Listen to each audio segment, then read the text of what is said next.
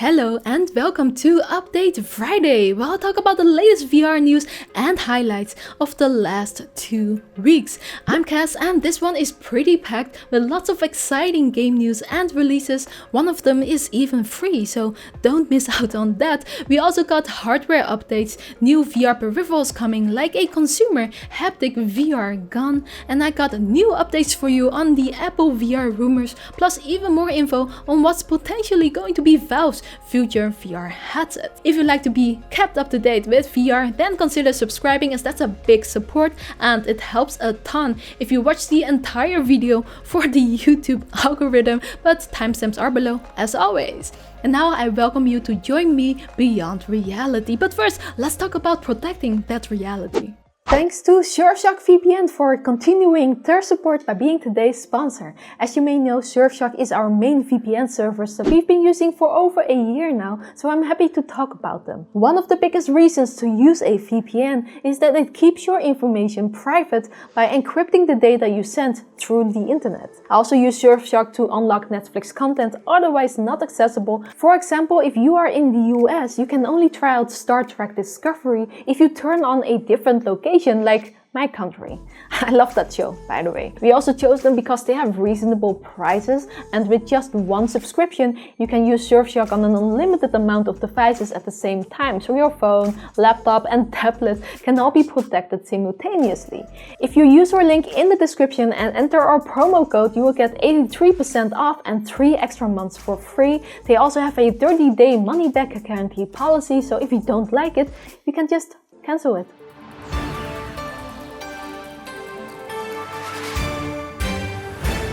Zenith, the cyberpunk MMO for VR and desktop inspired by JRPGs and anime, has revealed more gameplay footage.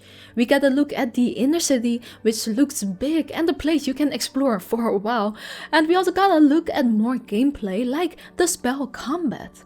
All looks amazing in my opinion, and as you may know, I'm a big fan of JRPGs, so I absolutely cannot wait. The alpha is set to launch soon for Kickstarter backers.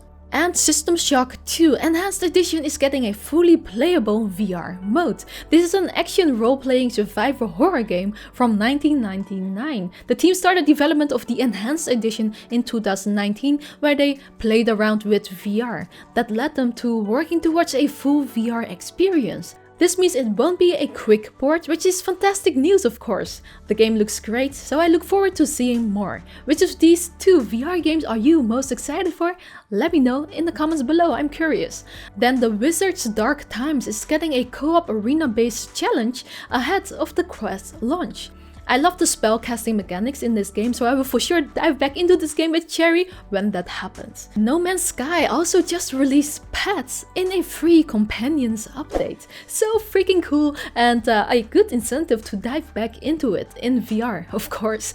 Last on the PC VR game news is Cosmo Dread, formerly known as Cosmophobia, a VR survival horror roguelike, and a release date is now here. It's coming out on March 25th for both PC VR and Quest. Now we're on the subject, let's move on to Quest. Just yesterday, Oculus started rolling out multi-user and app sharing as experimental features. This means you can share your games with family and friends, all with their own scores and saves. But there is a fine print, and I know a lot of you wanted to know if you can buy a multiplayer game once, then play it on 2 devices with 2 accounts. So I'll make an explainer video on this soon, so if you have any questions at all about this, let me know in the comments and I'll take it into account. Oh yes, a few weeks ago I mentioned Tilt Brush went open source, and 24 hours later a developer had already prototyped a multiplayer version of the game. Now it's already released for free on SideQuest, so I've put the link below of course, and if you don't know how to use SideQuest yet, I've put my tutorial down there too. Have fun. After a long wait, The Walking Dead Saints and Sinners finally got the trial update on Quest that adds a wave-based horde mode.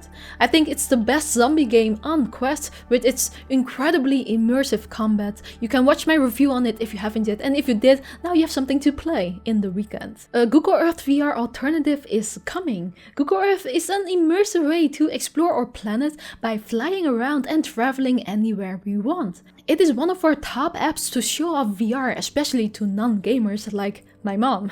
Now, Cubic VR founder revealed that he's developing Real World, which is almost the same concept, except you can do it in multiplayer, which is a very welcome feature.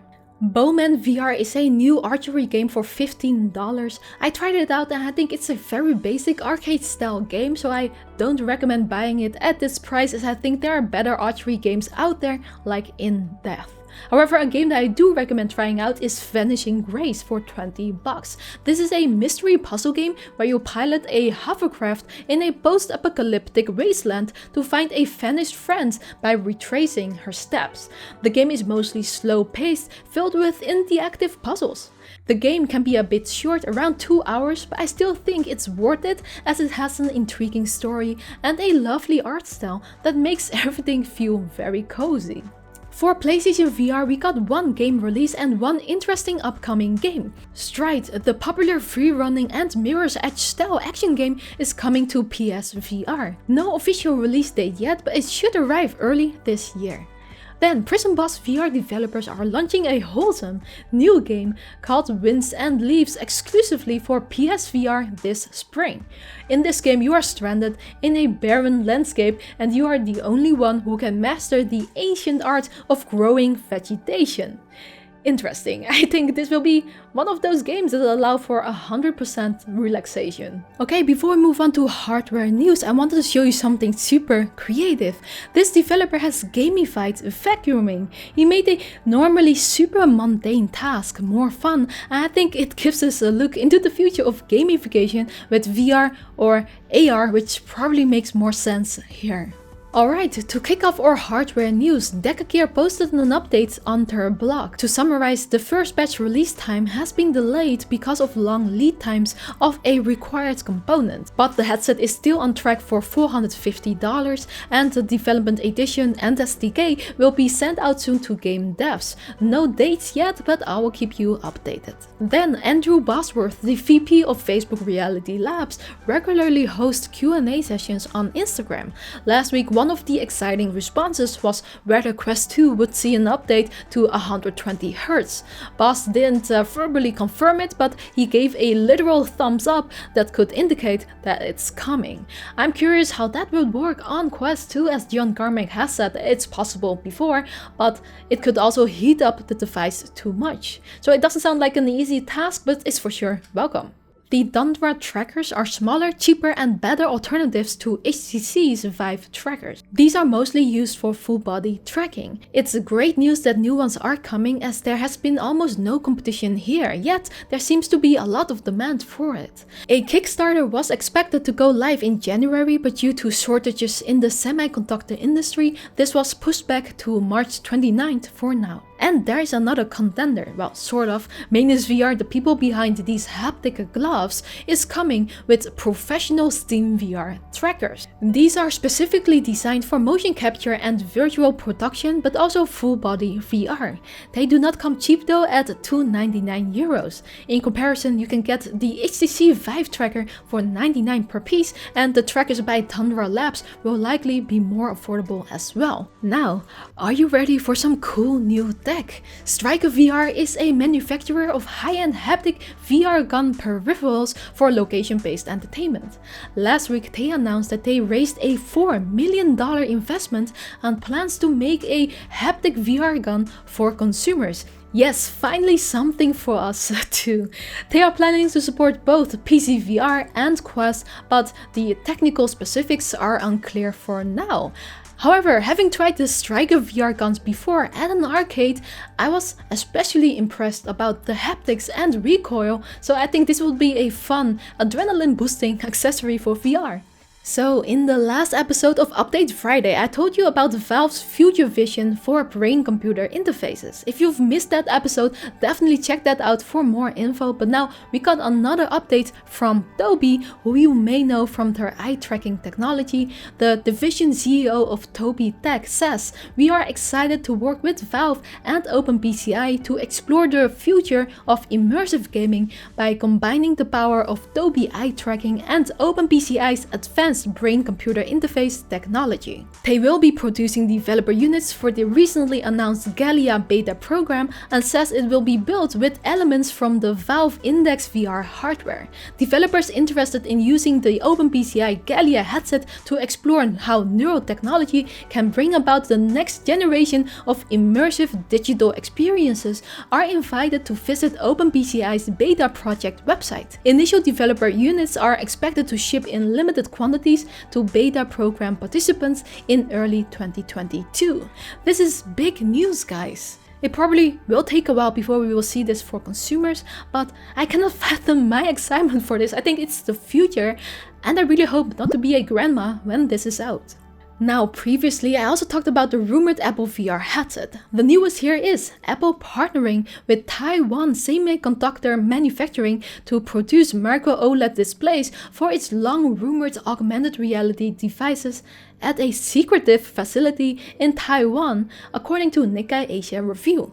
These new screens are reportedly less than 1 inch wide and would be well suited for AR devices like headsets and glasses. If you don't know Taiwan Semiconductor, it's not a surprise as they mostly work behind the scenes for clients like Qualcomm.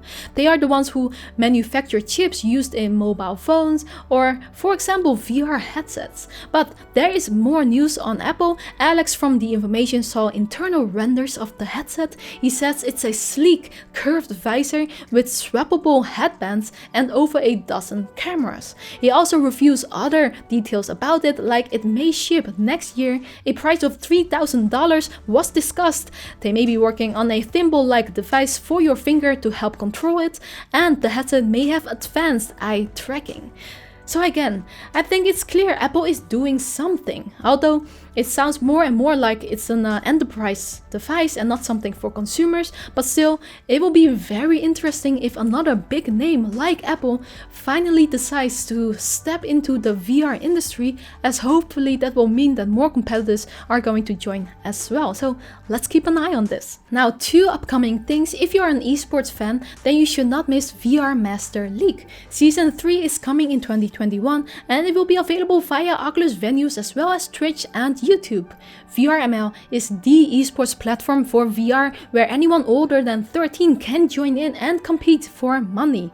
So if you're the competitive type, why not try it out? As far as I know, it's free to join in. Now, last piece of news already, VR arcade startup Hologate is going big this year with its first large format facility called Hologate World. With an area of 1,200 square meters, it includes VR games, XR escape rooms, esports arena, and other experiences. There will be a bar, lounge with food service, and both indoor and outdoor areas. It's set to open in September 2021 in Germany, and I'm a little surprised to see a big launch like this during the pandemic, but I do wish them the best of luck as it sounds like a ton of fun.